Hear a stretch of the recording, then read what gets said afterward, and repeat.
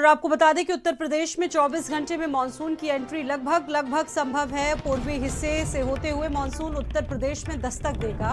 मौसम विभाग ने एक अनुमान जारी कर दिया है। 19 और 20 जून को कई क्षेत्रों में भारी बारिश के आसार है, जिसमें वाराणसी समेत दक्षिणी और तराई हिस्से में बूंदाबांदी हुई।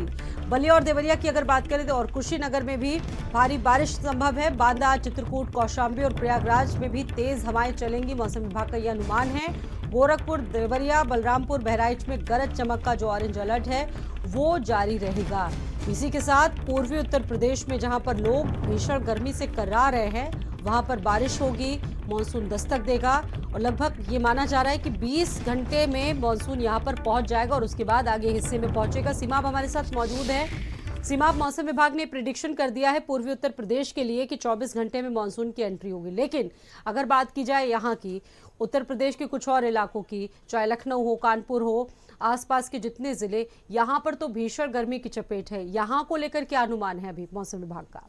देखिए, अगर मानसून की एंट्री उत्तर प्रदेश में होती है, हालांकि कई जगहों पर बारिश हुई है, लेकिन ये नहीं कहा जा सकता कि अभी पूरी तरह से मानसून आ गया। कई ज़िले थे जहां पर बारिश हुई, तेज़ हवाएं चली, आंधी चली और कई इलाकों में जो है वो बिजली की गरज और चमक भी देखने को मिली। मौसम विभाग ने पहले स्पष्ट कर दिया था कि 20 तारीख से मानसून जो है वो उत्तर प्रदेश में दाखिल होगा और उसकी तमाम जगहों पर बारिश जो है वो होगी।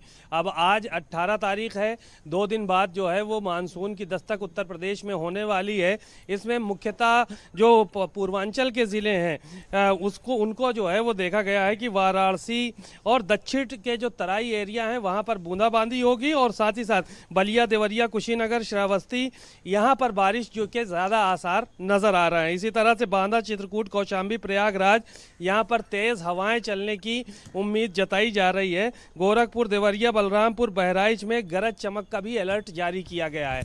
यानी कि जब मौसम बदलेगा पूरे प्रदेश का, तो जाहिर है कि लखनऊ सहित आसपास के इलाकों में भी गर्मी से राहत मिलेगी। हालांकि पिछले 2 दिनों से थोड़ी राहत जो है वो ज़रूर महसूस की जा रही है। हालांकि उमस हो रही है, लेकिन जो धूप में तपिश थी वो कहीं ना कहीं कम है, टेम्परेचर कम है। हालांकि उमस के चलते जो है वो लोगों को अभी राहत नहीं है। जब बारिश होगी तो राहत लोगों को मिलना शुरू हो जाएगी। बिल्कुल, कुछ राहत लोगों को मिलेगी और इस वक्त जो उमस है उससे लोग बहुत परेशान हैं। हालांकि राहत की उम्मीद है, लेकिन सीमा, जब बारिश होती है तो सारी जो हकीकतें होती हैं नगर निगम की, प्रशासन की, वो भी खुलकर सामने आती है।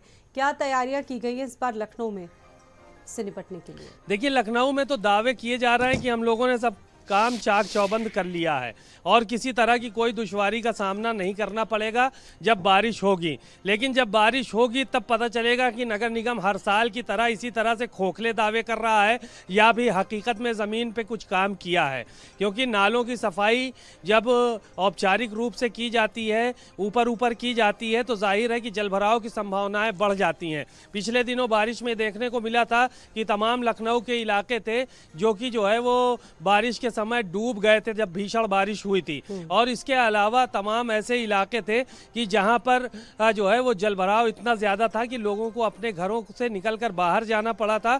और कई जगहों पर बाद में जो है वो पुरानी इमारतें जो कि गिरती हुई नज़र आई थी, तो उस पर को लेकर नगर निगम ने नोटिस जारी किया था। अब इस बार का क्या, कितने मकानों को नोटिस जारी किया गया है, कितने मकानों को खाली करवाया गया है जो पुरानी इमारतें हैं, और कहाँ पर सफाई की व्यवस्था की गई है, किस तरह से जलभराव से निपटने के लिए पंपिंग सेट वगैरह तैयार किए गए हैं, इन सब चीज़ों को लेकर दावे तो किए जा रहे हैं नगर निगम की तरफ से कि हम पूरी तरह से तैयार हैं। लेकिन जब बारिश होगी तब पोल खुलेगी कि ये वाकई में तैयार थे या सिर्फ दिखावा था या कागजों में तैयार थे। तो बारिश होने दीजिए, फिर पता चलेगा कि कितना तैयार नगर निगम है, कितना जिला प्रशासन। बस कुछ ही समय बाकी। बहुत धन्यवाद आपका जानकारी देने के लिए सीमा। एयर इंडिया की 13 उड़ान